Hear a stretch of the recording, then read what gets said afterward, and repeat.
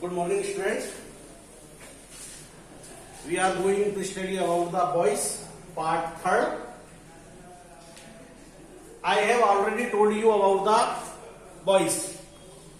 There are two ways of sentence building in English language: passive voice and active voice. Passive voice बनाते समय हम subject को object में बदलते हैं, ऑब्जेक्ट को सब्जेक्ट में। ये वाली लिस्ट या टेबल, जिसे मैं टेबल नंबर 1 कहता हूं, वो मैंने व्हाट्सएप के द्वारा आपको भेज दी और आज भी उसको एक स्नैप, उसका एक पिक्चर मैं इस वीडियो के साथ अटैच कर दूंगा। टेबल नंबर 2.1 ये भी बहुत महत्वपूर्ण है। तीन टेबल 2.1, 2.2, 2.3। आज टेबल 2.1 जिसमें आपने लिखा है, मैंने लिखा है प्रेजेंट इंडेफिनिट। फिर बता रहा हूं मैं, एक्टिव वॉइस की हेल्पिंग वर्ब अलग होती है, पैसिव वॉइस की हेल्पिंग वर्ब अलग होती है। एक्टिव वॉइस में पूरे 12 टेंसेज होते हैं, जबकि पैसिव वॉइस में केवल 8 टेंस की ही पैसिव वॉइस बनाई जाती है। सबसे पहले अपना है प्रेजेंट इंडेफिनिट।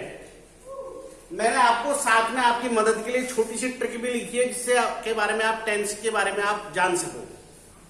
प्रेजेंट इंडेफिनिट जिसके हिंदी वाक्यों के अंत में ता है, ती है, ते है, ताहू आए, बेहिचक आप कह दो सर ये प्रेजेंट इंडेफिनिट का टेंस है। जैसे गाय हरा चारा खाती है, ती है, वे अपना होमवर्क करते हैं।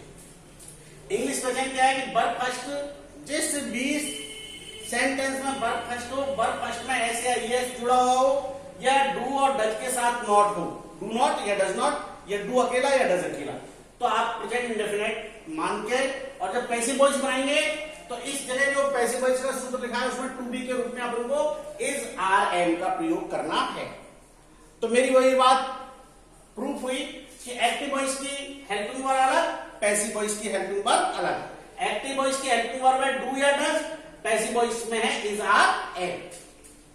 इसी तरह प्रेजेंट कंटिन्यूअस, जिसको प्रेजेंट प्रोग्रेसिव के नाम से भी जानते हैं और जिसको हम प्रेजेंट इम्परफेक्ट के नाम से भी जानते हैं।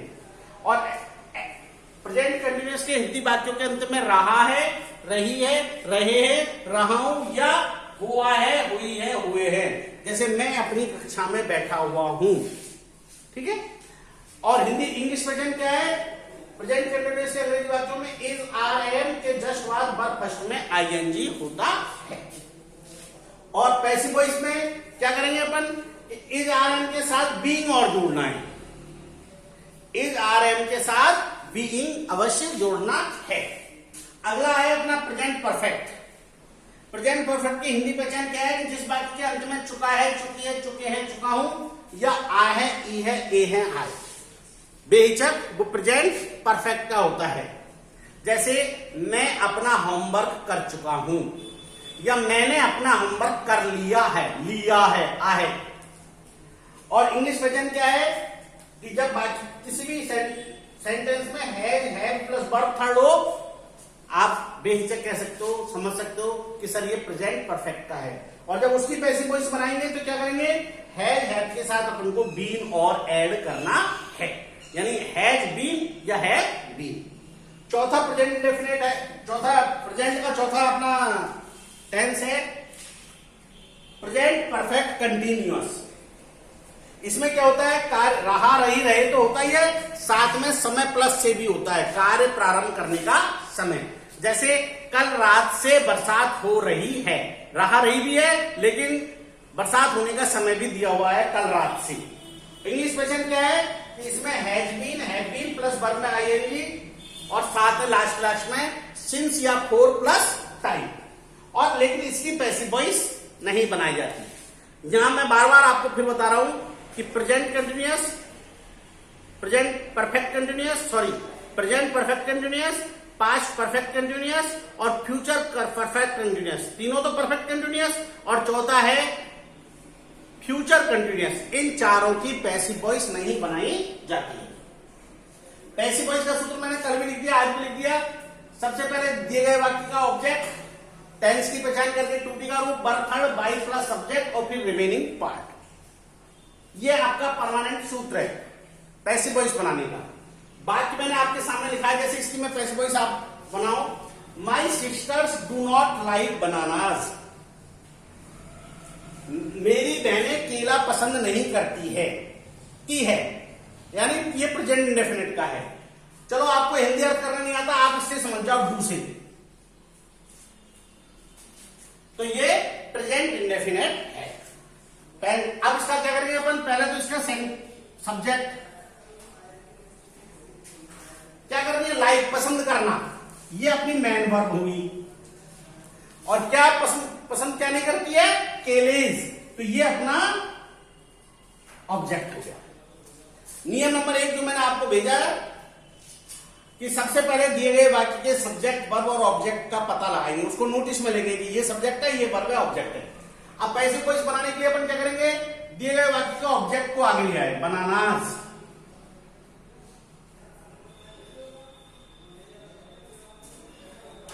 अब नया जो पैसिव वॉइस है उसका सब्जेक्ट अपना बनानास है, जो कि प्लूरल है, तो प्लूरल के साथ क्या आएगा, आर। यहां पे वो चीज काम आएगी ना, सब्जेक्ट वर्ब एग्रीमेंट, अपना सब्जेक्ट सिंगुलर है तो सिंगुलर वर्ब, प्लूरल है तो बनानास, केले, बहुत सारे केले, तो इसलिए प्लूरल वर्ब लगा दिया, आर। अब वर्ब थर्ड, लाइक के थर्ड फॉर्म में लाइक्ड, फिर क्या लाएंगे अपन, बाई। अब सब्जेक्ट कौन है अपना, सब्जेक्ट जो दिया गया वाक्य सब्जेक्ट है माई सिस्टर्स, नॉट चेंजेबल,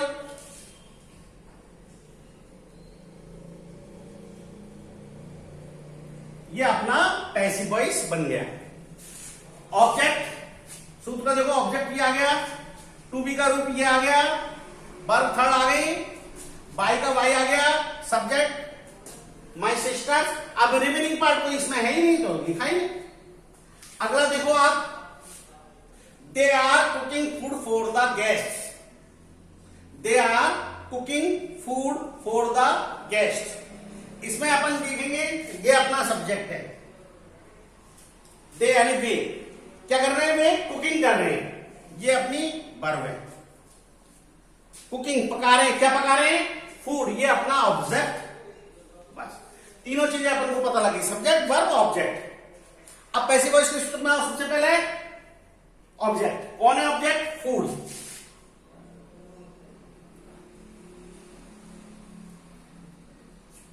अनकाउंटेबल है इसलिए सिंगुलर, जितनी भी अनकाउंटेबल नाउन है वो सिंगुलर, तो सिंगुलर के साथ इज, नहीं सॉरी आर है ना, इज आर एम, तो ये प्रेजेंट कंटिन्यूअस का है, is are am plus verb में ING, is are am plus verb में आईएनजी, इसका मतलब है ये टेंस, ये बाकी अपने पास प्रेजेंट कंटिन्यूअस टेंस का है, तो इसमें is are am plus being अपन को लगानी है। लेकिन चूंकि अपना सब्जेक्ट क्या है, फूड, जो सिंगुलर है, और सिंगुलर के साथ इज प्लस बीइंग, तो फूड इज अब कुक्ड, कुक की थर्ड फॉर्म में कुक्ड, ठीक है, बाई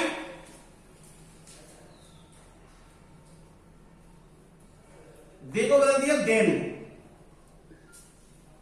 अब अपना रिमेनिंग पार्ट क्या बच रहा है इसमें, for the guest, for the,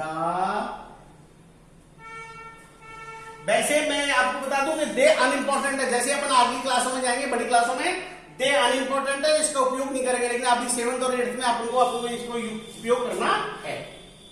third sentence है, Ram has bot book for his sister, Ram has bot, Ram अपनी बहन के लिए किताब खरीद चुका है, हिंदी अर्थ, या राम ने अपनी बहन के लिए किताबें खरीद ली है, ई है आ रहा है, ई है, ई है, या खरीद चुका है, तो इसका मतलब है ये प्रेजेंट परफेक्ट का है। लेकिन पहले अपन, ये अपना सब्जेक्ट हो गया, बॉट खरीद लिया, ये अपनी वर्ब होगी, क्या खरीद ली, बुक्स, तो ये अपना वो, ठीक है, सब्जेक्ट वर्ब ऑब्जेक्ट ध्यान दे। अब अपन पैसिव वॉइस के सूत्र के हिसाब से सबसे पहले ऑब्जेक्ट को ले आओ, कौन है अपना object, books,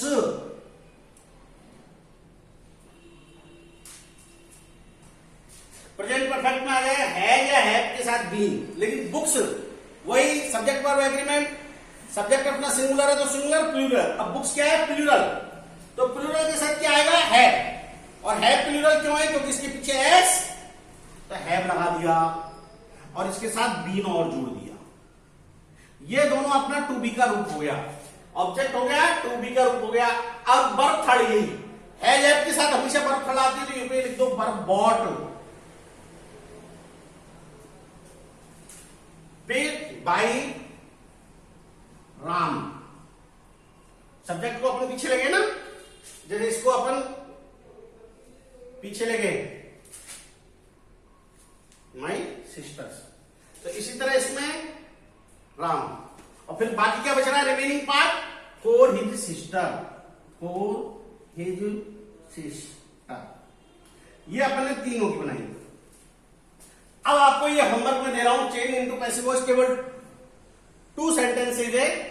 you drink milk daily, she has cleaned the room. इनकी पैसिव वॉइस आपको बनानी है। अगर कहीं कोई डाउट हो, कोई क्लियर हो, तो जब आप होमवर्क चेक कराने आए क्लास में, स्कूल में, तो आप मेरे से कांटेक्ट कर सकते हैं।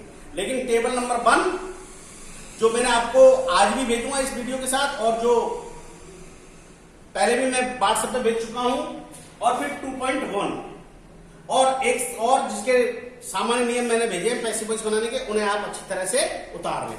Thank you.